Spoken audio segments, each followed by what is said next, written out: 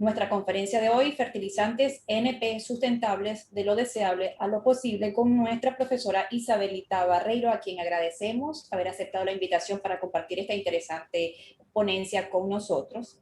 Saludamos a nuestros estudiantes, profesores e invitados especiales que ya los vemos conectados. Gracias por acompañarnos siempre en este ciclo de conferencias correspondiente al Diplomado de Formación de Gerentes de la Industria Petroquímica Nacional. Les recordamos que pueden escribir sus preguntas en el chat de esta plataforma, ya que los micrófonos van a permanecer desactivados. Al finalizar la ponencia, se las leeremos a la profesora Isabelita para que ella tenga bien responderlos. A continuación, Gustavo Carrero, del grupo de coordinadores de este diplomado, nos va a presentar la trayectoria de nuestra ponente Isabelita Barreiro y luego vamos a dar inicio a la conferencia. Con ustedes, Gustavo, adelante. Es un placer presentar a Isabelita Barreiro, quien es ingeniero químico de la Universidad Central de Venezuela, promoción 1983, y además tiene una especialización en diseño de procesos de la misma casa de estudios en el año 99. Isabelita, recién graduada de la universidad, ingresa a trabajar en la planta de clorosoda del Tablazo y luego es transferida al complejo Morón, donde permanece por más de 25 años, desempeñando labores como ingeniero de procesos y superintendente de producción de diferentes plantas, principalmente en el área de fosfatados, NPK, DAP, la planta de ácido sulfúrico, de ácido fosfórico, sulfato de amonio. En esa época también le correspondió coordinar el diseño de la planta de fosfoyeso y la planta de roca parcialmente acidulada. Además, coordinó la formación y capacitación de personal en las áreas de operaciones e ingeniería y mantenimiento, tanto de Pequibén como de Tripoliben. Actualmente se dedica a la consultoría industrial, donde ha realizado diversos proyectos de diseño de procesos de planta, estudios de factibilidad, modernización de plantas. Además ha realizado auditorías ambientales y estudios de impacto ambiental. Buenas tardes a todos, gracias por participar y les dejo con Isabelita. Isabelita, dame un chancecito, solamente quiero intervenir para darle la bienvenida a Reinaldo Gabaldón, que está escuchando la conferencia. Estamos muy contentos que estés aquí, Reinaldo. Entonces, adelante, Isabelita. Ok, muchas gracias. Buenas tardes. Gracias, María Estela, por ser la anfitriona una vez más con este programa de formación de Industria Petroquímica Nacional. Gracias, Gustavo, por tu presentación y gracias a todos los que atendieron la invitación de esta conferencia.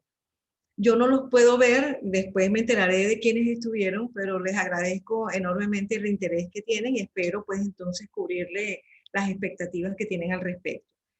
Esta gráfica que están viendo aquí es del Blue Window, en la ventana azul famosa de Malta. Ustedes se preguntarán qué tiene que ver eso con los fertilizantes NP sustentables, de lo deseable a lo posible. Bueno, tiene mucho que ver y lo vamos a ir deduciendo a medida que avance la conferencia y sobre todo al final, pues digamos, resolveremos este gran misterio. Pero Malta es así, es beige, es azul, es roca caliza, es sepia, color sepia con los azules infinitos que ustedes se puedan imaginar. Y este panorama en particular, este de la ventana azul, fue muy conocido en varias filmes como El Conde de Montecristo, el de la Guerra de Titanes y pues los que fueron seguidores de la serie de Juego de Tronos, pues deben recordarse que el episodio 1, en la sesión de la temporada 1, está el matrimonio de Daenerys con Khal Drogo en este maravilloso espectáculo natural que es la ventana azul. Luego veremos qué ha pasado con ella. Muy bien, pero vamos entonces a entrar en materia y hoy les quiero presentar un proyecto que realizamos digamos, de la mano de José Rafael Castillo, que es el ideólogo de todo este proceso, y tiene que ver con los fertilizantes de liberación controlada, los CRF por sus siglas en inglés, Control Release Fertilizers, y los fertilizantes CNP hidrosolubles por sus siglas en inglés HSF, que es Hydrosoluble Fertilizer. Ambos fertilizantes pertenecen a la familia de los fertilizantes de eficiencia mejorada, que por sus siglas en inglés son los Enhanced Efficiency Fertilizer, y ustedes van a ver que, por favor me disculpan, pero es una forma de abreviar este nombre tan largo, y vamos a hablar de los CRF, de los HSF y de los EEF. Como contenido, siempre soy muy ambiciosa con los contenidos y espero cumplir con el tiempo. Vamos a hablar un poco, unas definiciones, unas 7 definiciones para que todos hablemos el mismo lenguaje. Luego verán digamos, la base del proyecto, que fue la brecha que existe entre el fertilizante deseable y el posible, las características del fertilizante deseable. Y antes de hablar del proyecto, yo quise presentarles la validación de esa ruta, que fue un proyecto que elaboramos hace 10 años. Queríamos ver, sobre todo a nivel personal y profesional de mi grupo de trabajo, qué tan válido era esa ruta que nosotros habíamos diseñado. Entonces vamos a presentar eso y para finalmente presentarles lo que es el proyecto de la ruta de producción de fertilizantes NP sustentables. ¿Ok? Entonces empezamos con las definiciones y decimos qué es nutrientes. Digamos que todo ser vivo necesita más de 16 elementos químicos para su crecimiento y las plantas no son una excepción. Esos 16 elementos son, aparte del hidrógeno, el oxígeno y el carbono, que son suplidos a través del aire y el agua. Se conocen como nutrientes primarios el nitrógeno, el fósforo y el potasio. Ya ustedes están deduciendo de dónde sale la fórmula NPK para los fertilizantes. Tienen esos elementos. Y los secundarios, el calcio, el magnesio y el azufre, que también vamos a ver mucho de ellos en esta presentación. Como micronutrientes o nutrientes micro, pues está todo este grupo de boro, cloro, cobre, hierro, manganeso, molibdeno y el zinc. Es muy importante que conozcamos que las plantas o los seres vivos no absorben los elementos químicos en su elemento natural, sino que son absorbidos a través de cationes o aniones. Entonces, estamos diciendo que los cationes tienen que ver con basicidad y los aniones tienen que ver con acidez. Entonces, ahí, en el caso del nitrógeno, la forma de asimilarlo la planta va a ser a través del nitrógeno amónico con su radical amonio, o el nitrógeno a través del nitrógeno ureico o el de nitrato. En el caso del fósforo, pues van a ser los radicales fosfatos y también los monofosfatos, y en el caso del sulfato, el sulfato como tal. O sea que esto es importante porque esto tiene que ver con la solubilidad del compuesto y de la disponibilidad para que la planta se lo absorba y tenga un gran rendimiento del cultivo. Como fertilizantes de liberación controlada, se conocen aquellos fertilizantes que tienen uno o más nutrientes que tienen una limitada solubilidad en el suelo y por eso no están disponibles para ser absorbidos por la planta de manera inmediata, sino que lo hacen en un tiempo controlado. En este caso pudiéramos nosotros catalogar a la roca parcialmente acidulada, que justamente por haber sido acidulada, parte del fósforo insoluble que forma parte de su compuesto de apatita, que es el compuesto de fósforo de la roca, se convierta en fosfatos que son solubles a las plantas. Luego, el proceso de acidulación en la tierra, en el suelo, hace posible que los otros fosfatos que son insolubles vayan pasando a forma soluble y sean absorbidos por la planta. También en este grupo pudieran estar los fertilizantes de los NP edáficos que tienen calcio y tienen azufre, y los vamos a detallar más adelante. Como fertilizantes de liberación lenta, digamos que tienen que ver con esa liberación también controlada del nutriente, pero lo hacen en un tiempo más prolongado. O sea, lo estamos hablando de días y no de horas o meses. y tiene que ver con esos fertilizantes que tienen un recubrimiento o un tratamiento con azufre o con compuestos poliméricos. Y también, hablando de roca fosfático, pudiera ser también esa roca natural que se usa también para fertilizar, pero que se lleva mucho tiempo para que el suelo y la microbiología del suelo haga el trabajo de pasar de formas insolubles a formas solubles, y eso se lleva mucho tiempo. Los fertilizantes hidrosolubles son aquellos que, primero, tienen una solubilidad mayor de 100 gramos por litro en agua a 25 grados centígrados. O sea, ellos deben tener estos tres condiciones: alta solubilidad con un mínimo de 100 gramos por litro, una alta pureza, que quiere decir que su material insoluble sea menor de 0,5%, y que la disolución se haga inmediata, en menos de 30 minutos. Y la fertirrigación y fertirriego, ya lo deben haber deducido, es aquella técnica que permite la aplicación simultánea del agua más el fertilizante a través de todos los sistemas de riego, bien sea subterráneos, por goteo, por fertilización foliar, etc. Todo esto tiene que ver con la fertirrigación. Y finalmente hablemos de los fertilizantes de eficiencia mejorada, que ya se los mencioné. Son aquellos fertilizantes donde están incluidos los fosfatados y los nitrogenados, que son diseñados para reducir las pérdidas de los nutrientes al medio ambiente, bien sea por volatilización, como sucede con los nitrógenos amoniacales, o por lavados y pasan a las aguas subterráneas y a los acuíferos, aguas superficiales y lagos, etc. Y entonces en esta familia están los fertilizantes de liberación lenta y controlada, y están los fertilizantes hidrosolubles siempre y cuando se utilicen con técnicas de fertirrigación. El azufre, vamos a hacer una mención muy particular sobre el azufre, que es un producto que se ha considerado fundamental en los últimos tiempos, porque se ha notado que hay un déficit del azufre en los suelos, y eso hace que cambien algunas propiedades físico-mecánicas del mismo.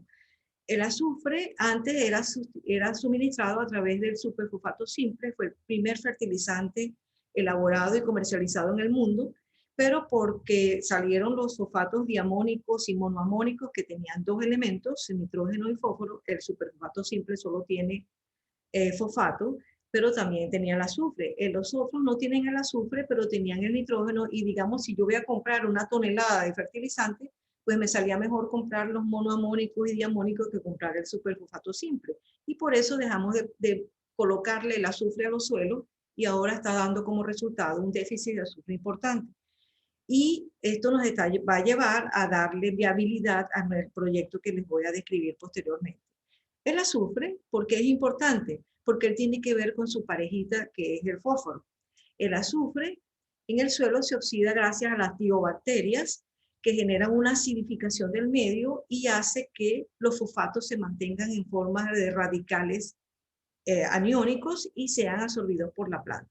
Esa acidez, entonces, es lo que favorece que la asimilación del fósforo. En esta foto que están viendo aquí, es una de las tecnologías que se están comercializando actualmente. Fíjense que no es un recubrimiento del azufre en la partícula de un fertilizante, en este caso es una partícula de MAP, que es monoamónico, y el azufre forma parte de la estructura del fertilizante y hace que su liberación de los nutrientes sea controlada. Esto es un fertilizante como les dije, de eficiencia mejorada, y aun cuando baja la concentración de los nutrientes en 1140, el MAP tiene mucho más, pero tiene 12 de azufre. Este fertilizante se puede vender inclusive con $30 más por tonelada que el MAP normal. Ya pueden estarse visualizando hacia dónde se está moviendo el mundo. ¿Por qué sustentables? Nosotros hemos oído que ser sustentable es ser competitivo hoy, pero que también nos permita ser competitivos mañana. Tenemos que hacer cosas que no solamente sean competitivas hoy. Otro que hemos hablado de la sustentabilidad es que no debemos agotar los recursos de hoy y tenemos que garantizar los recursos para las generaciones futuras. Por eso nosotros decimos que la sustentabilidad no es una opción, es un hecho y es una obligación de cualquier actividad humana. Y si esa actividad es la de diseñar una ruta de producción de fertilizantes, debe ser sustentable. Si es la de producir un fertilizante, debe ser sustentable. Entonces, esto debe ser la base de cualquier diseño que se haga sobre todo cuando estamos hablando de fertilizantes, que son los que están garantizando la producción del 50% de los alimentos de la población mundial en crecimiento. Nuestro objetivo principal fue reducir la brecha entre el fertilizante deseable y el fertilizante posible. Normalmente el fertilizante deseable es lograble, pero es muy costoso. Entonces había que buscar un fertilizante posible que, además de cumplir con los requerimientos de sustentabilidad, también nos diera rentabilidad, ¿verdad? En ese sentido, vamos a describir qué es un fertilizante deseable para luego llegar al otro. El fertilizante deseable es aquel que permite la liberación edáfica controlada de nutrientes, el CRF, simultáneamente mejore las condiciones físico-químicas o de calidad del suelo. Entonces estamos hablando de un elemento que ya les mencioné, que es, por ejemplo, el azufre, en forma de sulfato preferiblemente. Ser hidrosoluble, que tenga una alta eficiencia para que el consumo de agua y de la fertilización sea menor, nos dé mayor rentabilidad y mayor, digamos, mayores rendimientos de los cultivos, bien sea por fertilización, hidroponía o fertilización foliar. Y ser del tipo nitrogenado ureico para que permita la acidificación de los otros componentes. Ya vieron que el nitrógeno ureico, cuando está en los aniones, forma parte de la acidificación. Y ser del tipo fosfatado, o sea, tenemos un NP, que tenga una alta solubilidad en fósforo, y porque además sea un fósforo ácido que genere el ion monofosfato, que es uno de los más disponibles para la planta. Entonces es un NP, un Ca posiblemente y un S, ¿verdad? Entonces vamos a verlo, y un fertilizante hidrosoluble de altísimo rendimiento y de mucha pureza. Entonces, como les dije, vamos a validar esa ruta para luego presentarles el proyecto. Fíjense lo que es capaz de hacer la naturaleza. Estos son los verdes que se tienen que sacar con pinza de esta isla de Malta. Y imagínense, esto lo hace sobre piedra caliza, sin mucha lluvia, sin cero lluvia, sin ríos, sin irrigación. Imagínense lo que es capaz de hacer una naturaleza cuando le damos un fertilizante NPI que sea además sustentable. Hablando de sustentabilidad, un proyecto, hemos denominado que un proyecto es sustentable siempre que cumpla estos tres requisitos: que sea viable económicamente, que sea ambientalmente amigable y que sea socialmente responsable. Cuando hablamos de la viabilidad económica, tiene que ver con usar los recursos naturales que tenemos al hacer. La selección de materias primas deben estar disponibles y deben ser adecuadas. Tenemos rocas de bajo tenor en Venezuela, tenemos fosfoyeso que sale de las plantas de ácido fosfórico, y cuando hablamos de procesos cerrados, circulares y eficientes, que tenemos que ir más allá de este proceso que estamos viendo aquí, que es un proceso cerrado, pero para el uso del agua que usamos para bombear el yeso a las lagunas. Y esa agua se recupera y se manda a la planta de ácido fosfórico y forma parte de todos los procesos de enfriamiento que tiene la planta. Tenemos que buscar qué hacer con el fosfoyeso. En el momento en que estamos generando este fosfoyeso, no tenemos un proceso cerrado, no tenemos una economía circular. Y a eso tenemos que ir, ¿no? Y la escala de la planta debe ser adecuada. Es el just in size. Tiene que ver con que si un producto que está disponible, deberíamos usarlo como materia prima y que ese sea el reactante límite. O sea, que él sea el que ponga las condiciones de los otros procesos para que sea reutilizado totalmente y no parte de él. Y por supuesto los productos deben ser de mayor calidad y eficiencia, porque de otra manera no los vamos a poder vender y no va a ser rentable económicamente. Hay unas experiencias exitosas que se hicieron mientras nosotros hicimos el proyecto. Por ejemplo, la producción de ureafosfato en la planta de Tripoliben, cuando José Rafael Castillo estaba de superintendente de investigación y desarrollo, y esto lo iniciamos inclusive en el complejo Morón, tal como lo mencionó Gustavo, en la planta de roca parcialmente acidulada. Empezamos nosotros a producir un ureafosfato y producimos también, y también tratamos de granular el fosfoyeso. En Tripoliben pudimos resolver los problemas que notamos allá en las plantas en los intentos que hicimos en las plantas de RPA, y fue un proceso exitoso y se comercializó el ureafosfato, que es un aducto químico, se une una molécula de ácido fosfórico con una de urea, tal cual. No hay enlaces mayores más que esa unión que ellas tienen, y fue un producto muy exitoso de cristales de 17 de nitrógeno y 44% de P2O5. Luego se incorporó una etapa que ya nosotros habíamos visualizado, que era la hidrólisis del licor de ureafosfato, y se producía un MAP, y el MAP se juntaba con el producto de ureafosfato y se producía un Urfos 49, que creo que es el que actualmente está comercializando Tripoliben, y tiene estas características, tiene 49% de P2O5 y 14 de nitrógeno. Como recuerdan, para que sea el deseable, es un fertilizante muy soluble, que tenga una solubilidad mayor de 100 gramos por litro. Aquí en esta gráfica de la derecha están viendo una franja amarilla tenue, que es la que fija los 100 gramos. Casi todos los fertilizantes están por encima de eso, los que son solubles, obviamente. El moradito es la urea, este es el Urfos 44, y el Urfos 49 está por aquí. Como ven, baja la solubilidad, pero sigue siendo un fertilizante de hidrosoluble, solo que no tiene la pureza que tiene el Urfos 44.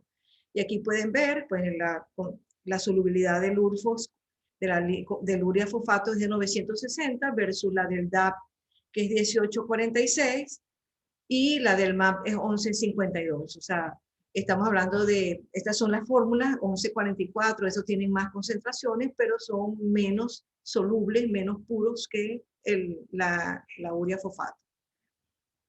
El Urfos 44 se vendió muy bien, como ven aquí, la curva era creciente.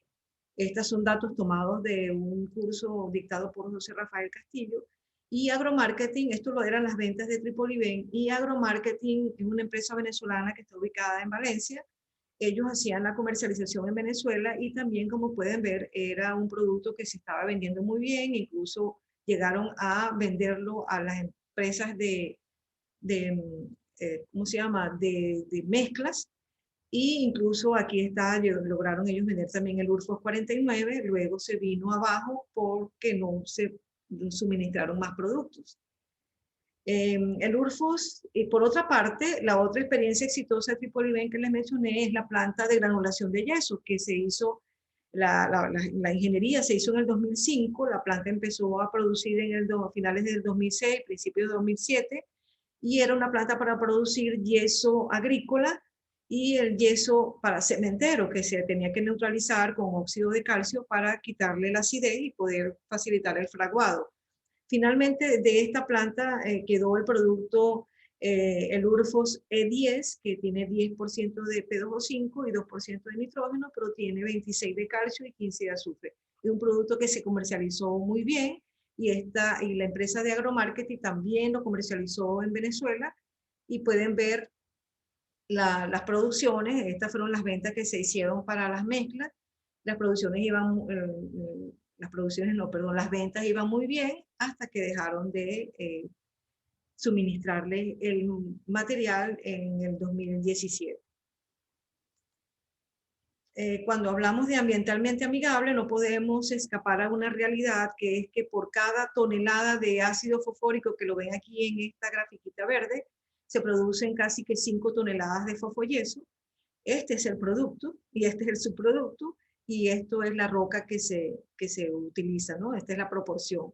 Claro, la roca es atacada con ácido sulfúrico, y esto es la otra parte del balance de masa que no ven aquí, pero lo que quería que vieran es este gap que hay, entre el fosfoyeso que se produce y el ácido fosfórico, y el mundo está interesado en que se resuelva ese problema del fosfoyeso. Y de esta manera hay unas empresas que están favoreciendo, digamos, desde el punto de vista ambiental, qué hacer con las lagunas de fosfoyeso. Esta es una empresa, la empresa Nutrien, que está en Canadá, pero también está en Latinoamérica, está en Chile, está en Argentina, con mucha fuerza. Y ellos, este es más o menos el proceso, pasaron de sus espiguitas de álamos y sauces, los sembraron en las lagunas inactivas, aquí atrás pueden ver la planta, y crecieron pues muy bien. O sea, el fosfoyeso es un elemento bueno, fíjese el suelo que creó, y crearon unos bosques por la superficie de esas lagunas que pueden absorber hasta 30 toneladas por hectárea por año de dióxido de carbono. Esto es muy bueno por el compromiso que tienen las industrias para eliminar los gases de efecto invernadero, disminuirlos, pero esto no es la solución de una economía circular. La solución es utilizar el fosfoyeso y no llegar a esto, pero parte de eso definitivamente hay que hacerlo a estas alturas digamos, del mundo, ¿no? Fíjense cómo los rusos están ya sacando al mercado una noticia. Esto es del 19 de abril del 2021 de este año, y el primer fertilizante de alta eficiencia del mundo saldrá a la venta en Rusia. Y adivinen cuál es el fertilizante. Un fertilizante granulado ameliorante, que significa edáfico, a partir de fosfoyesos. Y ellos, bueno, esta es la forma de vender las cosas, ¿no? Es un fertilizante de fosfoyeso, pero que son solubles en agua, y se los creo, el nuestro también lo es, y es granulado, y tiene una cantidad de policomponentes, se los creo también, porque la roca fosfática tiene una cantidad de arcillas y de una cantidad de elementos químicos que se van con el fosfoyeso, y tienen macros, mesos, micros y ultra micronutrientes. O sea, eso depende de cómo quieras tú vender un fertilizante, y lo están haciendo muy bien, pero no es el primero. Me disculpan los rusos. Pero vamos a hablar, ya que estamos hablando de ambiente, vamos a ver un poco las regulaciones ambientales que hay, porque mucha gente tiene el fantasma de la radioactividad asociado al fosfoyeso. Entonces, veamos lo que dice el decreto 2635 de las normas para el control de la recuperación de materiales y el manejo de desechos peligrosos, que es la que aplicaría en este caso, si lo consideramos desecho. O sea, eso depende de cómo estemos nosotros declarando el fosfoyeso. Pero es tan general como lo que les estoy poniendo aquí de manera textual. Se consideran peligrosos todos los materiales que contengan radionúclidos, incluyendo el radón 26, 226 en cualquier cantidad, y son altamente tóxicos y peligrosos. Esto es muy general. Vamos a ver lo que dice la EPA en los Estados Unidos, que es nuestra referencia, y habla desde 1989 había una guía regulatoria para emisiones del gas radón de las lagunas. Recuerden que el radón es un gas que se genera del material radio, y el radio viene del uranio. O sea, es la misma familia. Entonces, cuando hablamos de emisiones en la laguna de yeso, estamos hablando de gases radón. Y en Estados Unidos lo establecen en 0,74 becquereles por metro cuadrado por segundo. Y eso equivale a 20 picocurie por metro cuadrado por segundo. Y hay otra regulación que salió después en 1992 que tiene que ver con el uso de la agricultura, y está regulado en 370 becquereles por kilogramos. Esto sí es 226, este es radio, y este sí es radón, como le dije, es el gas. Esto está en radio. Ok, ¿qué sabemos nosotros del fosfoyeso nuestro? La emisión de radón de la laguna de fosfoyeso está alrededor de 11 picocurie por metro cuadrado por segundo. Les pongo este número para que lo tengan de referencia. El suelo natural tiene 0,42. Y en Estados Unidos, recuerde que son 20 picocurie, o sea, estamos por debajo de los picocurie, de los 20 que establece la norma de la EPA. Y en cuanto a la agricultura, vamos a ver. Esto fue un estudio, un trabajo de una estudiante de la Universidad de Carabobo en el 2015. Y en el 2018 se hizo una caracterización química y radioquímica de los fosfoyesos y se consiguió que en 3 muestras que tomaron hay unos valores de 77 de radón y 171 y 519. Esto es de, perdón, este es de radio 226. Y recuerden que son 370, pero aquí me voy a detener para recordarles que estos son valores de un yeso que está crudo, que está como está en la laguna. Y cuando se habla de yeso en la agricultura, al menos en el proyecto que nosotros elaboramos, el yeso se pasa por un proceso de granulación, primero de secado con un sistema de neumático de secado con, de alta eficiencia, luego pasa a la granulación y luego pasa a secado nuevamente. Y ese radio posiblemente, estoy casi segura que esto no va a tener esos valores y pudiéramos estar en valores por debajo de 370. De todas maneras, el yeso de la laguna, se está comercializando en Venezuela y se está usando. Quiere decir que los organismos nacionales encargados de velar por esta situación deben haber sido, digamos, informados sobre la situación y deben tener unos valores que yo en este momento no manejo. Y creo que son buenos, ¿no? O sea, no es trampa, pues. En cuanto al potasio 40, que es un elemento que se usa mucho de comparación porque es un elemento que está en toda la naturaleza. De hecho, fíjense que tiene un valor de 77, 171 y el valor aquí de 519. Bueno, estamos hablando que la concentración de 500, pues de potasio 40 es 575, aquí no detectable. El potasio 40, considerando este valor alto, estamos diciendo que eso representa 5 bananas, 5 cambures, porque el potasio que está más o menos en estas concentraciones y llevando eso, pues dividiendo esto entre el valor que tiene de concentración de potasio 40 en un cambur, pues nos da que este kilogramo de fosfoyeso nos da un equivalente a 5 cambures. Es una buena noticia, y esto salió apenas en octubre del 2020, que no había sido aceptado en los Estados Unidos el uso de fosfoyeso en carreteras. Y ya fue aprobado, y esto es una buena noticia, sobre todo para esos grandes reservorios de yeso que están al sur de la Florida, y también para nosotros, porque sigue siendo un buen elemento para uso en la industria de la construcción. Cuando decimos el tercer punto, que es socialmente responsable, que para que sea el proyecto sustentable, tiene que ver con una agricultura más eficiente. Una agricultura, recuérdense, como lo dije al principio, que tenemos que alimentar a una población mundial en crecimiento. Cuando antes una hectárea alcanzaba para alimentar a 2 personas, en este momento tenemos que alimentar a 5. Y si unimos a eso que por cada 4, que se pierden 4 hectáreas por minuto de cultivo, y unido a eso, por supuesto, al crecimiento de la población, pues tenemos que ser responsables digamos, en el diseño de estas rutas de producción de fertilizantes, tanto en el diseño como en la fabricación. Y lo otro que nos decimos nosotros que debemos tener responsabilidad es en difundir el conocimiento. Fíjense cómo lo están haciendo los rusos vendiendo su fosfoyeso granular. Y el conocimiento hay que compartirlo.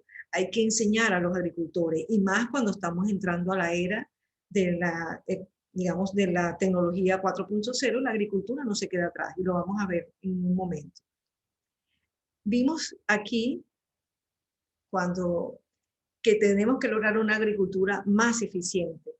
Una agricultura más eficiente tiene que ver con un adecuado manejo del agua, cada vez menos, o más comprometida, un adecuado manejo del suelo, que ya les comenté que hay desertificación y problemas de permeabilidad y muchas cosas que lo hacen, digamos, un suelo fértil, y tiene que ver con la fertilización.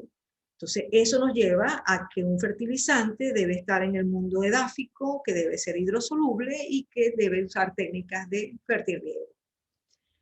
El adecuado manejo del suelo, pues tiene que ver con esto, de crear unas condiciones de fertilización de un suelo de baja fertilidad porque tiene acidez, porque tiene salinidad, porque tiene sodicidad y tiene compactación, que tiene baja drenabilidad o permeabilidad hidráulica.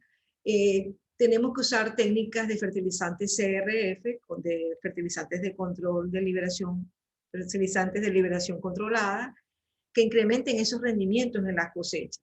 De hecho, ya utilizan índices, por ejemplo, el de índice de nitrógeno de eficiencia, en un indicador de eficiencia de nitrógeno que tiene que ver con la relación del nitrógeno aplicado al suelo y el nitrógeno aprovechado por el cultivo.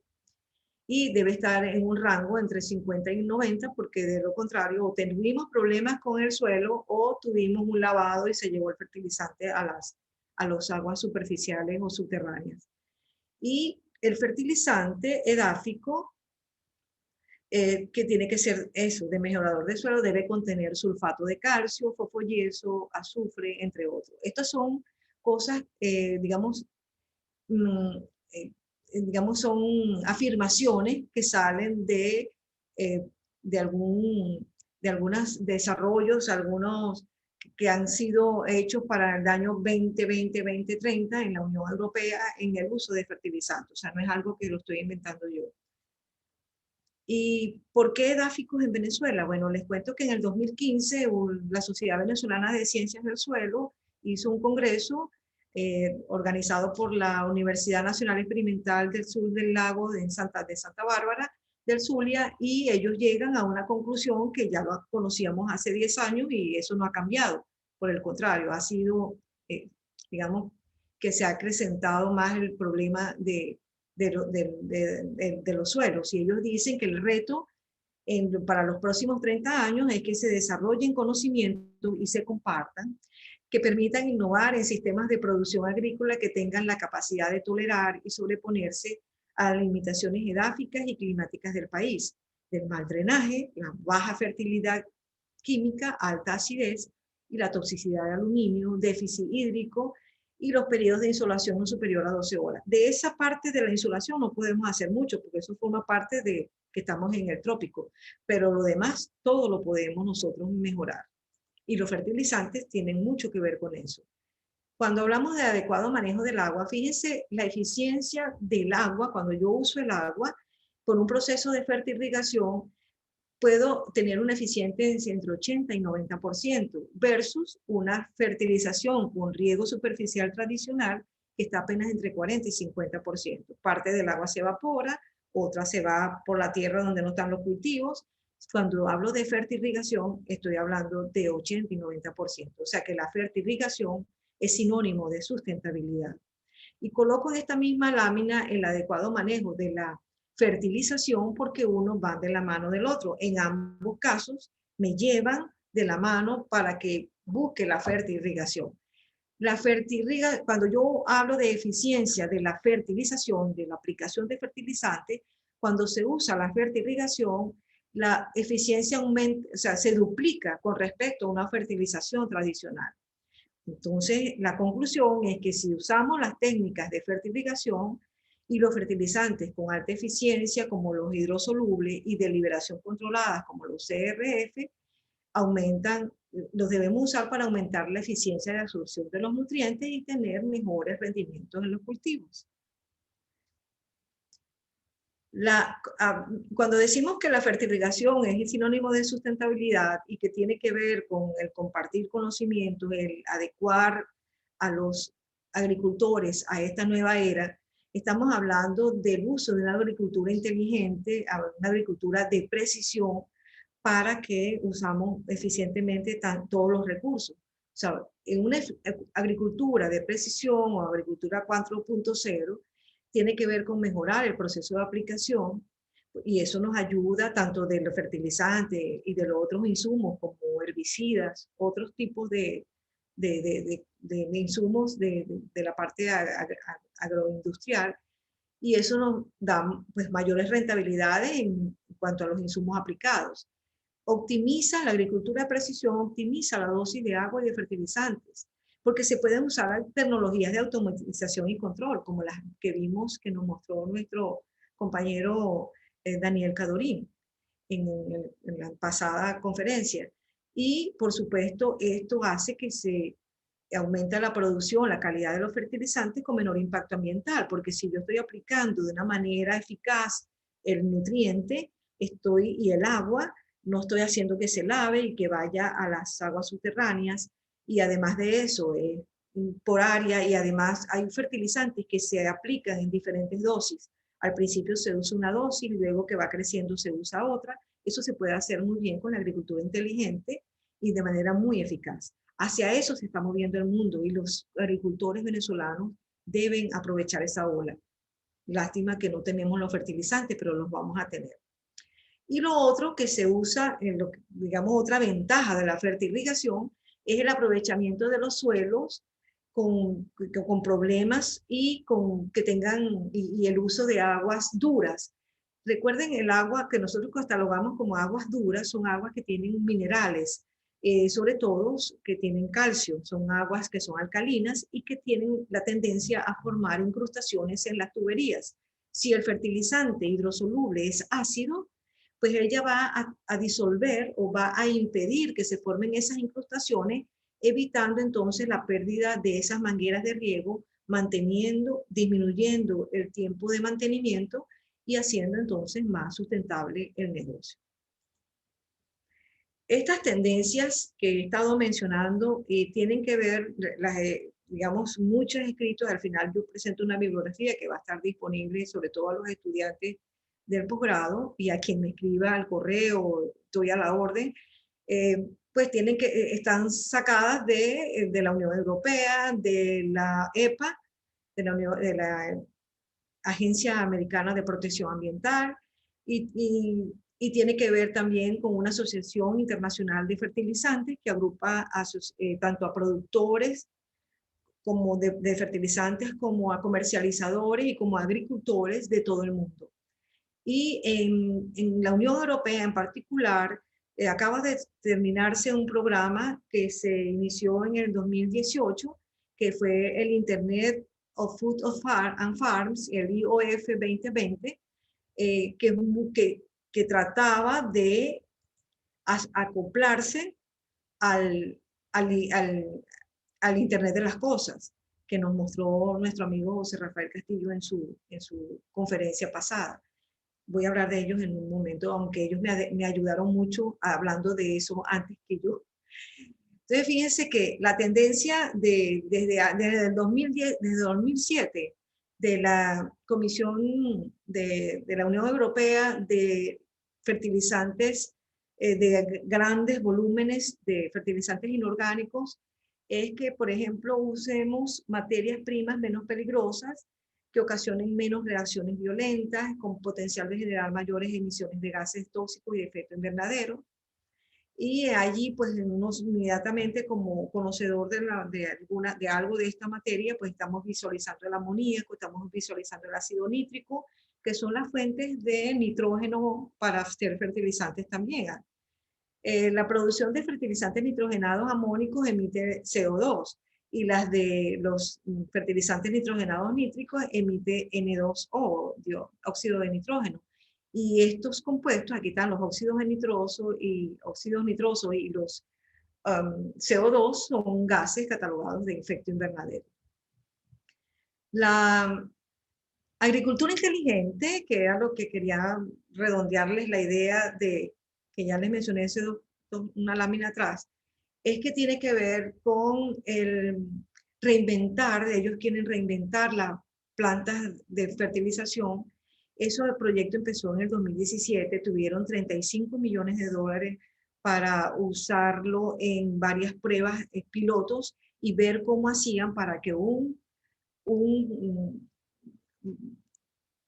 productor agrícola pudiera estar utilizando, pues, este tipo de cosas que son drones, satélites, sensores que se colocan en el suelo, y a través de la internet, del wifi, de una cantidad de datos que se están captando y se tienen que procesar, eso sí, tiene que haber gente procesándolo, pueden determinar las zonas de aplicación del fertilizante de tasa variable, el riego, la cantidad de pesticidas y además en zonas específicas. Y eso hace que aumente la productividad y mayor cantidad de productos, que es uno de los retos que tenemos para alimentar a la población mundial.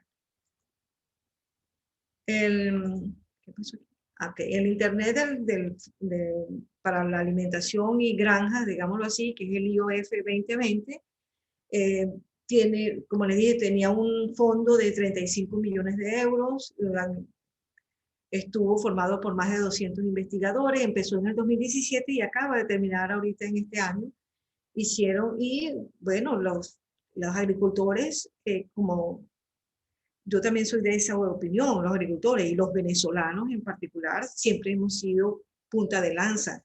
No es no, en ningún momento dudo de la capacidad de producción. Yo llegué a ver en San Felipe, Yaracuy, una siembra con láser, la habían hecho con rayos láser, para que todo fuera del mismo tamaño, y cuando pasara la máquina que recuperaba ese cultivo, pues no tuviesen pérdidas de ningún tipo y estaba todo perfecto. Y eso hace 20 años. Imagínense lo que es capaz de hacer un agricultor venezolano con cosas como esta y teniendo el incentivo también para hacerlo.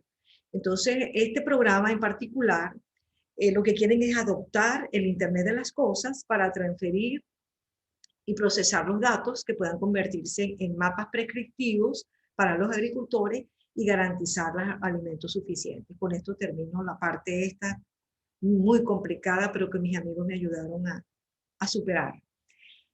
Y la EPA, la Organización Americana de Protección Ambiental, está llamando a los EEF, los fertilizantes de eficiencia mejorada, como los productos de nueva generación.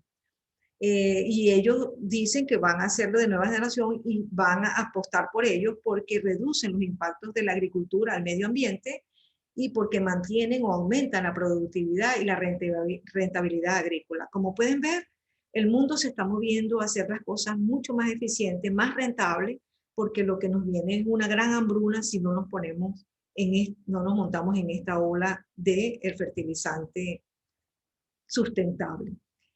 Por otra parte, la IFA les había mencionado que es la Asociación de Productores de Fertilizantes, Asociación Internacional de Fertilizantes, pero que se inició como la productora de superfosfato por allá en 1927 en Londres.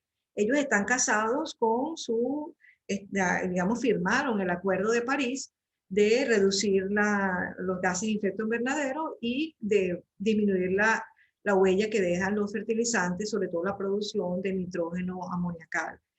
Y ellos esto es parte de las empresas que están formando parte de esa asociación, son más de 400, y aquí estamos viendo pues unos duros como el Yara de la Norsk Hydro, se llama Yara ahora del famoso barco vikingo que nos quitaba el sueño, la Mosaic en Estados Unidos, está la Prayon en Francia, en fin, está Nutrien de Canadá, como les dije, que está muy metida en Latinoamérica. Pues entonces ellos en el 2019 sacaron una publicación que deberían invertir en investigación y desarrollo para producir el amoníaco verde. Tenían esos 3 lineamientos principales. Segundo, reutilización total del fosfoyeso, y mencionaban que Bélgica y Brasil ya estaban reutilizando al 100%. Y también otro tercer punto era crear una hoja de ruta tecnológica hasta el 2050 para un sector energético sostenible y menor huella de carbono en la producción de fertilizantes nitrogenados. Fíjense que yo resalto lo que el tema nuestro, ¿no? Y esta organización, la IFA, menciona que cuando se reutiliza el fosfoyeso, se cumplen los 3 lineamientos principales de la organización, que son los Objetivos de Desarrollo Sostenible de la ONU, el Acuerdo de París sobre Acción de Cambio de Clima y el Compromiso General de Transición hacia Economía Circular a Verde. De hecho, ellos están otorgando, digamos, algunos créditos a los agricultores y a los productores de fertilizantes para pasar de esta economía de reuso que es la que teníamos hasta el año 2000, hacia la economía de circular, donde solo entra materia prima y todo se utiliza y todo se convierte en producto. Sobre las nuevas regulaciones de fertilizantes, ya también hay una proyección del 2020 a 2030. Esto lo hacen todas las asociaciones de fertilizantes de Europa y dicen que definitivamente ellos van a apoyar la ruta innovadora que ha emprendido la industria de fertilizantes minerales con la economía circular, la biodegradabilidad y fíjense, la biodegradabilidad de los recubrimientos poliméricos para fertilizantes de liberación controlada. O sea, están invirtiendo en eso. El fertilizante nuestro no tiene recubrimiento polimérico, forma parte de la estructura del granito del fertilizante. Pero esto es lo que está moviendo el mundo. O la combinación de fertilizantes minerales con bioestimulantes, que esto es un tema bien interesante que también está mucho en el tapete.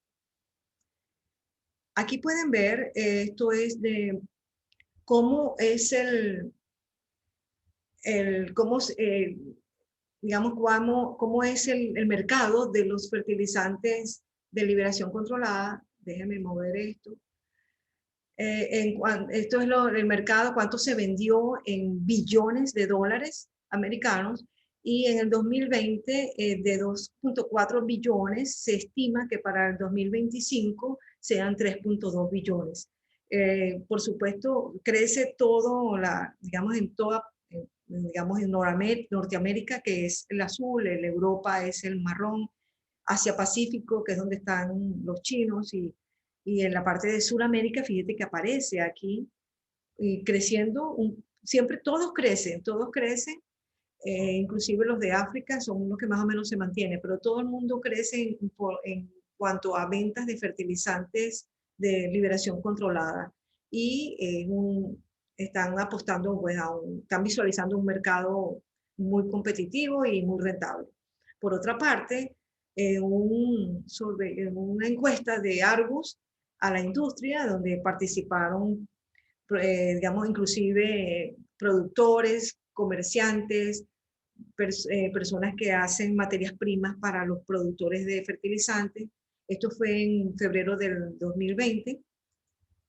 Y ellos dicen que el porcentaje mayor es que, ¿qué creen ustedes? ¿Cuál será el área de mayor crecimiento que agregue más valor al mercado de los fertilizantes? Y están dando como el del mayor porcentaje a los fertilizantes EEF, los de fertilizantes de Hansen Efficiency, de eficiencia mejorada, ¿no? También están los bioestimulantes, como les dije, fíjense que sigue de 22, pero fíjense que ponen los partes de inhibidores y recubrimientos de 14%, que forman parte de este mundo, pero digamos que lo separan, digamos, que tiene que ver con investigación y desarrollo de esos inhibidores para este tipo de fertilizantes. Y están los fertilizantes hidrosolubles, siguen teniendo una buena participación, como les digo, por la parte del fertilismo. Esto está calentico todavía, pues eso es lo que se proyecta en el mundo. Entonces vamos a hablar de nuestro proyecto. ¿Cuánto tiempo tengo, por favor? No tengo tiempo. Nosotros nombramos a este proyecto como la ruta de producción de fertilizantes NP sustentable. Es un diseño conceptual de la producción de fertilizantes con nutrientes primarios, nitrógeno y fósforo, y de los secundarios, calcio y azufre. Teníamos dos líneas de producción, una de liberación controlada para uso edáfico y una para la parte hidrosoluble para fertirrigación o fertirrigación foliar. ¿Por qué dos? Bueno, ya después lo voy a mencionar. Pero esta era más o menos el esquema, diagrama de flujo con bloques de lo que era nuestro proceso. Lo importante aquí es mencionar que podíamos usar roca de bajo tenor, menor de 28% de P2O5, y entraba un beneficio químico con un ácido de reciclo de la parte de reacción y filtración de fosfórico. Y además usábamos el 80% si es de roca de mayor tenor, digamos mayor a 28%. Los balances de masa están hechos con esto. para entrar a la parte de digestión, donde se produce el ácido fosfórico al 28, entra en la concentración, se produce el ácido fosfórico al 54, y luego está todo el proceso de formación de cristales, secado, centrifugación y enfriamiento del cristal de ureafosfato. La ureafosfato, la relación de producción de la ureafosfato al licor que se genera es 1 a 1. Por cada tonelada de ureafosfato se genera 1 tonelada de licor de ureafosfato. Por eso el licor de ureafosfato se ajustaba el NP aquí con urea o ácido fosfórico y podía entrar a la etapa de granulación, y es un excelente ayudante de granulación del fosfoyeso. Y por eso podíamos producir un NP-CaS con 100% de sulfato. Nuestro azufre es 100% sulfato porque viene del sulfato de calcio. Si pusimos la parte de hidrólisis del licor de ureafosfato con su ajuste también para producir el MAP. Pudiéramos hacer MAP granular, pudiéramos hacer MAP en polvo también, pero el MAP granular se vende mejor, y pudiéramos hacer campañas de MAP con fosfoyeso y producir lo que quisiéramos producir aquí en cuanto a fórmulas de NP, CA, calcio, azufre. Esto, lo que sí usábamos como materia prima de nitrógeno era el nitrógeno ureico. Y vamos a explicar un poquito después por qué. Comparándonos con los mejores, ¿verdad? Aquí está usando la tecnología Share-Tioro, que me imagino que tiene que ver con las bacterias esos tíos que descomponen el azufre. Esta es una empresa que usa esa tecnología y produce un MAP-S, DAP-S, o sea, y un NPK-S. Veamos lo que es el MAP. Fíjense que el MAP lo convierten, pueden producir un 13-33-0, 15 azufre. Fíjense que el 50% del azufre es elemental y el otro 50% es sulfato. El nuestro es 100%. Nosotros pudiésemos hacer algo como esto, digamos, siempre hay que hacer el benchmark, ¿no? Que llamábamos, para compararnos con los mejores. Aun cuando estamos todavía algo lejos del 1333, no estamos tan lejos. Si llegase, esta fórmula la llegamos por lo menos a calcular desde el punto de vista de estequiometría y posibilidad. Nosotros tenemos un programa para eso. Esto es el diagrama de flujo de proceso. Esto está bien, todo calculado, los equipos están dimensionados, incluso las bombas, si son 2 bombas, los enfriadores, el chiller, todo el sistema de refrigeración que hace falta para hacer la ureafosfato, los elevadores, todo está calculado cuando hicimos el cálculo de inversión para el proyecto como tal. O sea, todo está dimensionado y calculando requerimientos de energía, cuánta potencia consumían, etc. Todo este proyecto se llevó, en eso sí participamos Oraima, Jesús y Johnny y yo. El creador de la idea fue José Rafael Castillo. Entonces aquí está las 5 etapas principales: lisivación, digestión, la concentración del ácido, la producción del urfos o cristales de ureafosfato, y aquí está la parte de secado de fosfoyeso con un secado de tipo ciclón, y la parte del ajuste del licor de ureafosfato para llegar. O sea, una vez que tiene una planta de granulación, puede poner potasio. Donde tú tengas una entrada de un material sólido, en esa tolva pueden ustedes incorporar, o sea, previa peso, previo pesaje o posterior, cuando el elevador, antes de entrar al granulador, o sea, eso es lo de menos. Para eso tenemos nosotros los ingenieros de instrumentación y control. Pero tú puedes hacer un NPK, puedes hacer lo que tú quieras, hacer un fertilizante, digamos, inclusive especialísimo para un producto en particular. Y eso es la ventaja de este tipo de proyectos, ¿no? De este tipo de plantas. Como les dije, se calcularon inclusive las dimensiones de las áreas de proceso, el secado, ácido fosfórico, granulación, los almacenes de materias primas, almacenes de productos a granel, el ensacado, y todo lo que es la parte de apoyo de servicios industriales y de administración, incluso la balanza de despacho con sus camiones. Eso nos daba que para unas 100 a 150.000 toneladas al año, recuerden que lo hicimos, algo, bueno, pensando en que se pudiera cualquier vender, comprar la idea y hacerlo, ¿no? Eso nos daba 3,5 hectáreas. Esto no es mucho más si queremos ir a más tamaños. Recuerden que por lo menos las plantas de proceso lo que hacen es crecer, o sea, las plantas por lo menos de granulación son más esbeltas que anchas porque ellas usan la inercia de la gravedad para hacer más fácil el proceso de manejo de sólidos. Y esto sí es muy importante. Aquí lo que estamos mostrando es el resultado del fertilizante edáfico. No vamos a hablar del fertilizante hidrosoluble porque es muy conocido las bondades y los beneficios que tiene el fertilizante como la ureafosfato, con 960 gramos por litro de solubilidad. Este tiene que ver con el edáfico, este tiene que ver con el NP-CAS, ¿verdad? Entonces, fíjense, en esta gráfica tenemos el fertilizante que no se disolvió. En una cantidad, un volumen de agua conocido, se colocó una cantidad pesada, una cantidad de fertilizantes en granos y se fue viendo todos los días, se pesaba, se sacaban y se veían cuántos granos no se habían disuelto. Y por supuesto, los otros estaban disueltos. Entonces aquí estamos viendo que, bueno, de los que aquí estaba todos los granos, fueron disminuyendo y en el día 17 ya no habían granos. Quiere decir que es un fertilizante que es soluble en agua. Esto es en agua. Cuando estamos en el suelo con bacterias, con acidez y eso, esto se hace posiblemente en menos tiempo. Pero vamos a hablar de la solubilidad en agua. Decimos que es un fertilizante control release fertilizer, porque o un slow release fertilizer, se hace en días. Y en cuanto a la liberación del fósforo y del calcio, aquí están viendo en este eje los gramos por litros de calcio y en este otro eje el pH. Y estos son los días.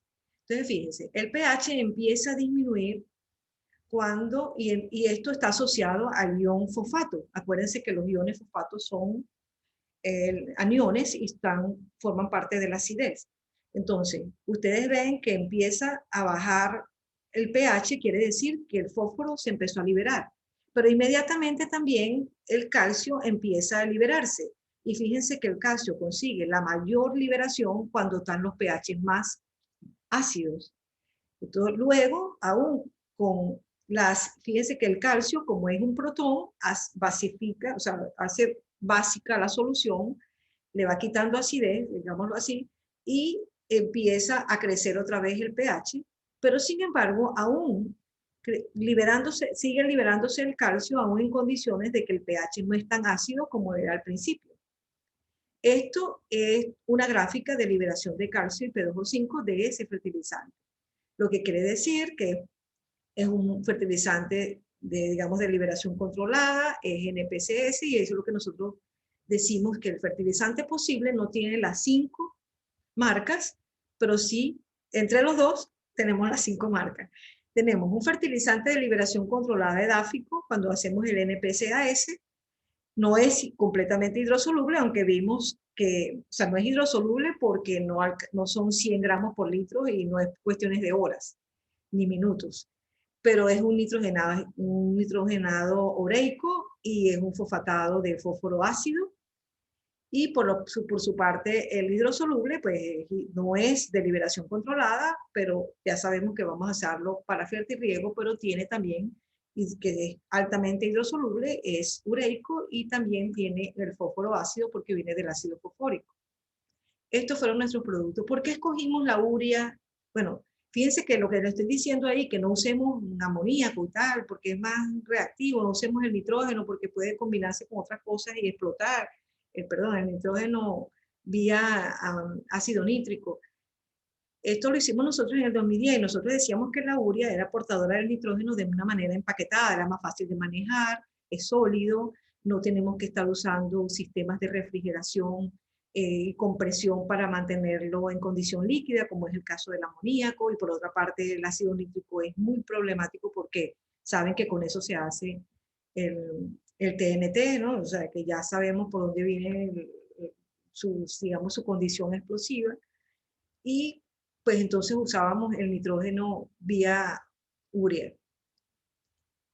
Y también en cuanto al fósforo, pues la sustentabilidad tiene que ver con el aprovechamiento eficiente de nuestros yacimientos de roca fosfática, de bajo tenor sobre todo, usando productos que garanticen la eficiencia de la fertilización, utilizando el fosfoyeso para eliminar y evitar pasivos ambientales, y ese fosfoyeso representa la barrera. No tenemos la foto transversal como la de la partícula de MAP, digamos, procesada con el azufre de tiobro, pero estoy muy segura de que es algo muy parecido a eso, porque el sulfato de calcio está integrado a la molécula, no es un recubrimiento.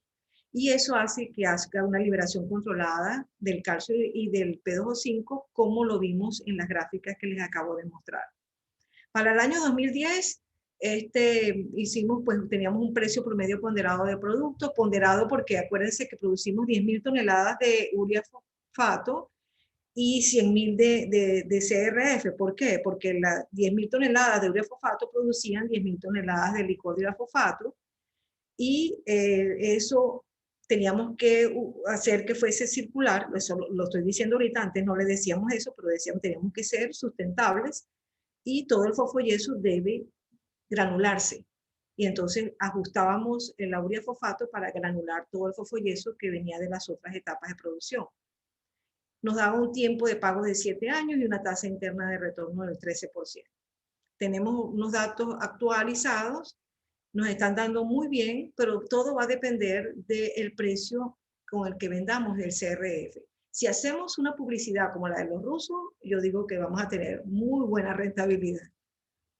Finalmente, bueno, esto es el libro que hicimos unas publicaciones en la revista Virtual Pro de Colombia, y la editorial académica española se interesó en el trabajo y nos hizo una solicitud cumpliendo algunos parámetros de diagramación y eso, y preparamos, y hay un libro que está disponible por la Sociedad Editorial Académica Española. Esto fue gracias a la participación de mis excelentes amigos, como de José Rafael Castillo, Oraima Pérez, Jesús Domínguez, mi hermano Johnny, que en paz descanse, y mi persona, y eso salió publicado en el año 2016. Y ahí están todos los diagramas de flujo de proceso, los balances de masa no, eso no los quedamos nosotros, nos tienen que llamar para pedírnoslo. Y aquí están mis correos, ibarreirob@gmail.com, suministrosb en yahoo.es, y tengo el de IESA, isabelita.barreiro, se me olvidó colocarlo, isabelita.barreiro en iesa.edu.be. Y pues no me queda más que contarles el final de esta historia de Malta, que habíamos quedado aquí, ¿verdad? En el matrimonio de Daenerys y Khal Drogo. Resulta que en 8 de marzo, un día de mi cumpleaños del 2017, una tormenta derrumbó el ojo azul, la ventana azul. Esto ha sido algo que los malteses no superan, era el corazón de los malteses. Y lo deseable para los malteses es que se pudiera reconstruir la ventana azul, y para remembrar a todas esas series y esas películas famosas que se hicieron ahí. Pero va a ser posible porque unos inversionistas extranjeros van a hacer una cosa maravillosa. Esto que está aquí arriba son personas, y esto lo que van a ser salas de uso múltiples, un museo, bibliotecas, va a ser una cosa repotenciada. Entonces, a veces nosotros cuestionamos las decisiones de Dios, de las cosas que nos pasan, y a veces no vemos las bendiciones que tenemos y las que están por venir. En este caso, lo posible va a ser mejor que lo deseable. Termino entonces con un pensamiento del amigo José Rafael Castillo, que es del 2015 y está más vigente que nunca, que dice que la sustentabilidad como fuerza cultural y regulatoria se impondrá como el lineamiento que regirá la producción y la utilización de fertilizantes durante los próximos años. La industria de fertilizantes y el sector agrícola deberá continuar trabajando en desarrollar procesos y productos sustentables. Y lo hicimos, José Rafael. 1.000.000 de gracias, y estoy a la orden para alguna pregunta, si tengo tiempo. Sí, claro. Isabelita, muchísimas gracias, excelente presentación. Vamos a leer las preguntas que tenemos en el chat hasta ahora.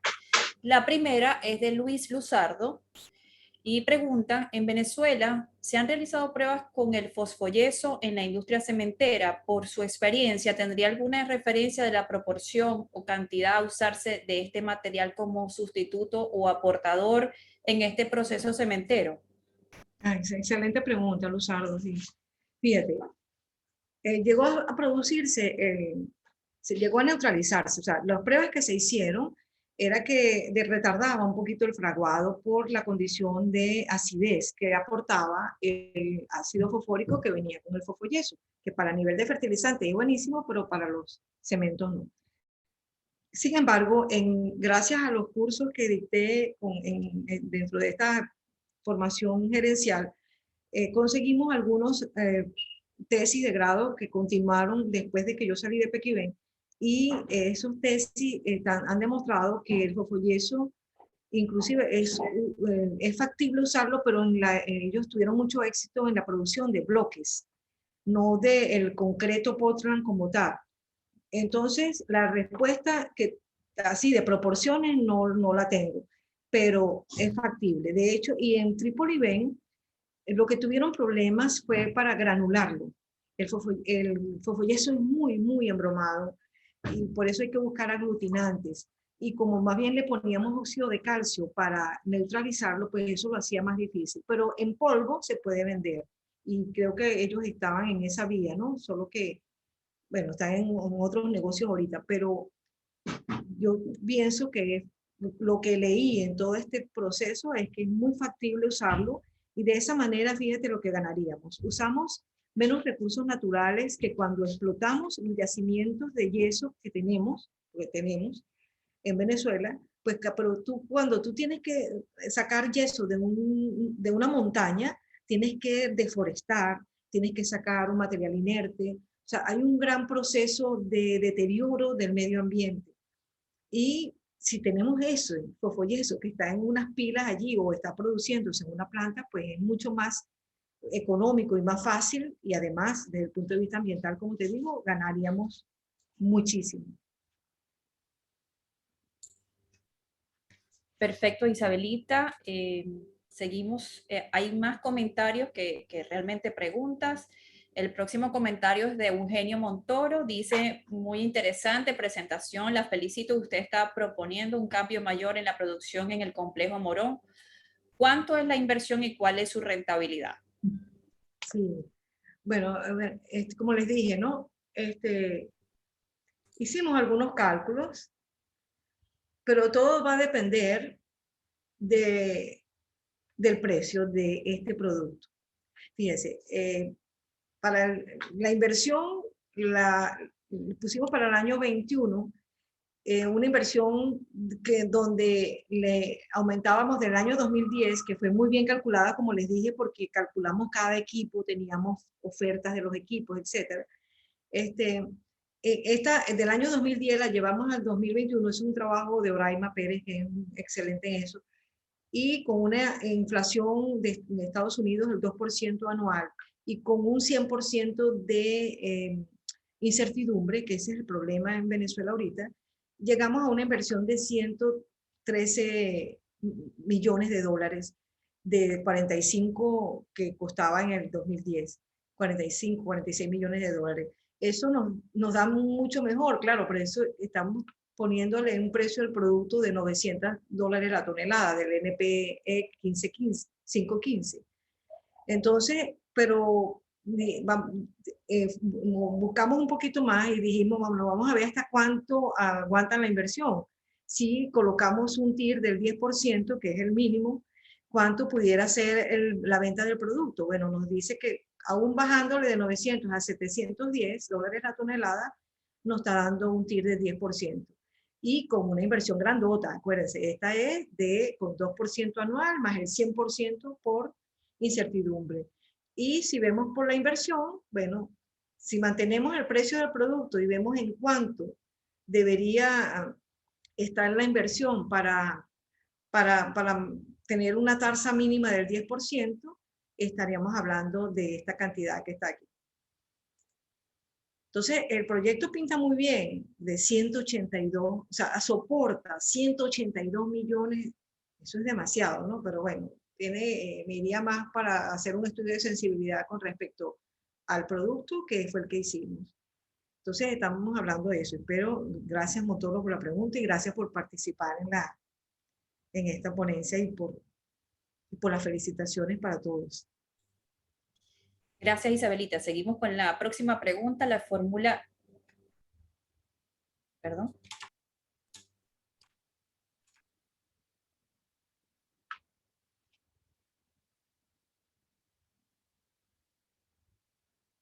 ¿Aló? No los oigo.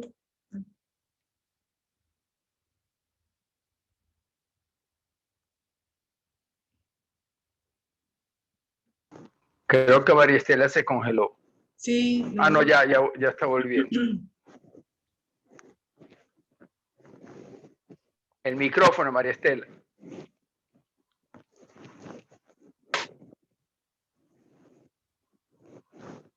María Estela tiene el micrófono apagado. Mientras María Estela se vuelve, lo que quería decirte, Isabelita, que bueno, me encantó la presentación, te felicito, y además el mensaje final es que todas estas ideas no es si son factibles en este momento, sino son cosas que debemos pensar, debemos ser creativos, porque todo esto se puede hacer siempre que haya el interés y el esfuerzo para lograrlo. Todo lo que podemos soñar lo podemos hacer. Así. Ese es el mensaje, gracias. Simplificaste en esa. Ok, ¿ahora me escuchan? Posiblemente, Sí. posiblemente el problema que tiene María Estela es con electricidad. Efectivamente, eso es lo que pasó, que un monitor se apagó, pero bueno, disculpen, aquí estoy nuevamente. La pregunta que comenzaba a formular es de Ulises Heredia, y él pregunta, primero, muy buenas tardes Isabelita, muy buena ponencia e información. La consulta es, ¿los requerimientos de fertilizantes lo determina la calidad del suelo o el tipo de cultivo? Ambas cosas. No soy especialista en agronomía, ¿no? Pero sé que tiene que ver con las dos cosas. O sea, cada cultivo, pues hay cultivos que son más verdes que otra cosa y utilizan más componentes de nitrógeno, otros cultivos necesitan mucho potasio. Y también lo primero que debería hacer es lo que yo recuerdo de las personas, excelentes personas que trabajaban en comercialización en Pequibén, es que cualquier cosa debe empezar con un estudio de suelos. Y allí te dirá cuáles son primero, para qué serviría. Y entonces, en vez de sembrar papas, debería sembrar maíz o al revés, ¿no? Y lo otro, bueno, cuál sería el requerimiento y como te digo, y yo recuerdo que ellos mencionaban que las dosis eran variables, o sea, a medida que el cultivo iba madurando, iba creciendo. Perfecto. La última pregunta que tenemos en el chat la formula José Chacín. Dice, excelente Isabelita, enriquecedora exposición. ¿Qué volumen de ventas asume ese modelo económico?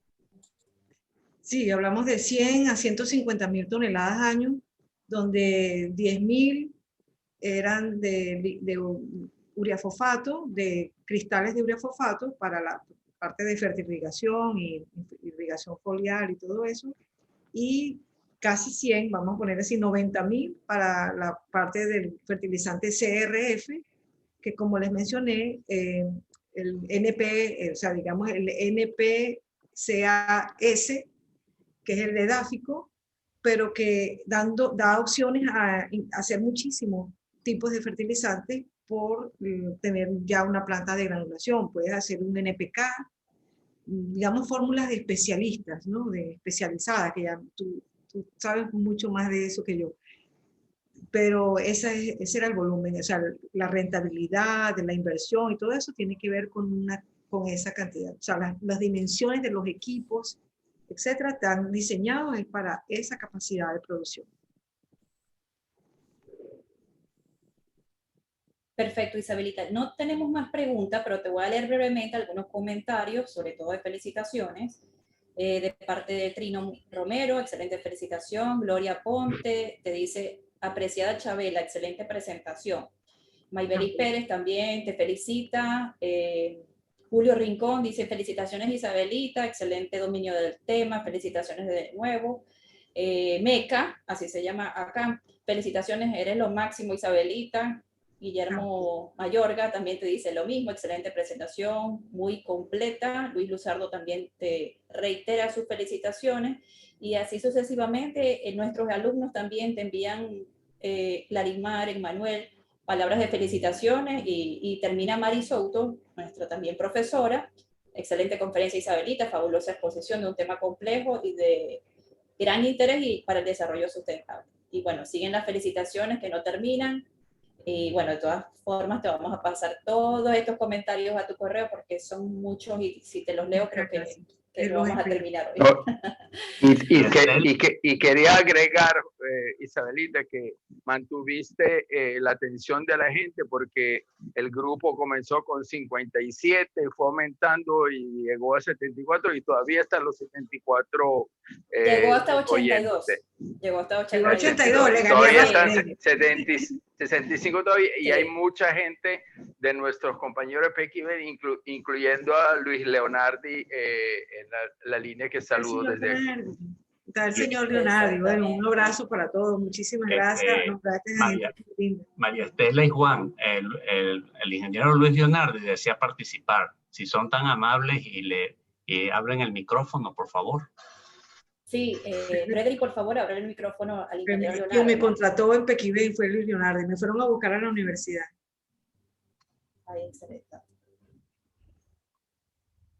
¿Ya lo tenemos activo? Y los que nombraron, algunos son familiares, otros son amigos, muy amigos de bachillerato. O sea, hay gente que me aprecia y yo los Qué lindo reencuentro. Adelante. Te me adelantaste porque lo que yo quería resaltar es lo eficiente que fue la gente de recursos humanos de Pequibén haciendo unas contrataciones fabulosas. Y yo todavía recuerdo aquel día que llegaste a mi oficina y dice, señor Leonardi, ¿qué puede hacer? A mí me gustaría irme a vivir a San Felipe. Y eso fue inicio de tu carrera en el Complejo Morón. Yo me siento hoy sumamente orgulloso de tu carrera y de todo lo que has hecho y de la forma como hiciste esta exposición. Un gran abrazo, Isabelita, y que sigan los éxitos. Gracias a usted, Leonardo. Gracias. Para el resto de los asistentes, el señor Luis Leonardi fue gerente general del Tablazo, fue director de Pequibén y estuvo muchísimo tiempo muy ligado a la petroquímica venezolana. Muchas gracias, Juan. Excelente y un gerente participativo. Una persona realmente muy querida por mucha gente. Y quiso hacer del Tablazo una universidad. O sea, me acuerdo cuando yo entrábamos gente de muchas partes del país. Gente de Oriente, gente de Barquisimeto, del Politécnico, yo era de la Central, de la Simón Bolívar. O sea, fue un alineamiento de Luis Leonardi. Y entramos un montón de gente y justamente eso, hacer una universidad, intercambiar ideas. Y le agradezco también que me haya permitido irme a Morón. Yo me la jugué, ¿no? Como dicen, digamos, en términos coloquiales, porque pudo haber dicho, ¿no te gusta el Tablazo? Bueno, entonces vete, ¿no? Él me dijo, le dijo una vez a mi supervisor, ¿por qué Isabelita no está en Morón? No, porque yo la estoy entrenando aquí y después se va para Morón. No, que se entrene en Morón. Si ella quiere estar en Morón, que se vaya a Morón. Y él era el gerente del Tablazo.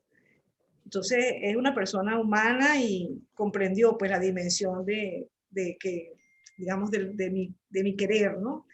Y le agradezco muchísimo. Y bueno, gracias, Leonardi. Y esto es parte de lo que aprendí con esa excelente gerencia. Y ustedes, muchachos, o los estudiantes de este curso, sepan la calidad de gerentes que tuvimos y por eso somos los que somos. O sea, ya vieron a Rafael García, vieron a Daniel Cadorín, han visto a mucha gente que salió formada de la industria. Todos los profesores han sido formados en la industria y es gracias a este grupo en este momento están viendo a dos y ahorita acaban de oír al señor Leonardi.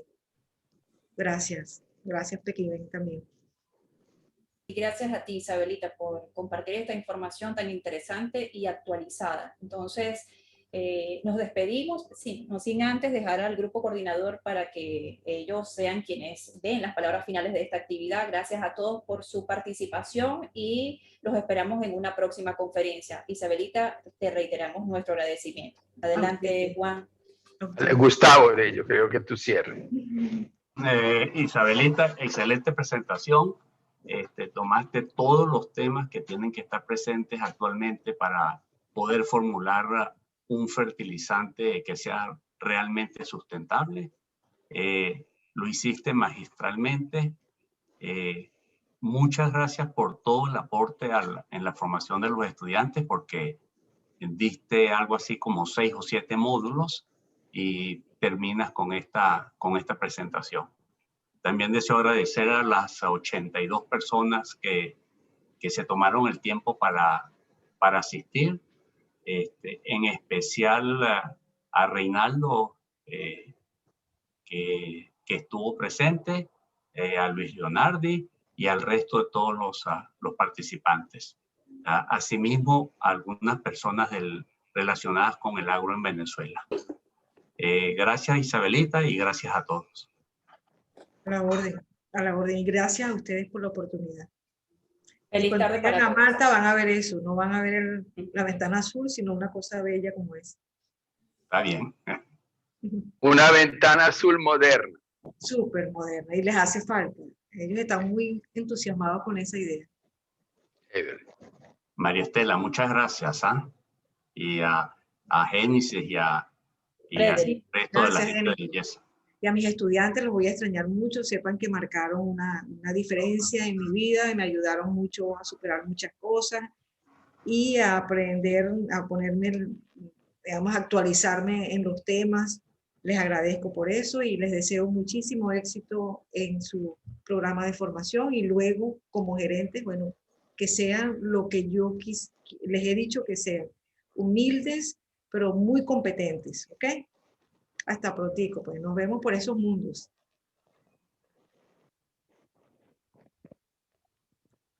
Así. Me pasan entonces por el correo los comentarios, por favor. Gracias, Isabelita. Gracias a todos. Hasta luego. Hasta luego.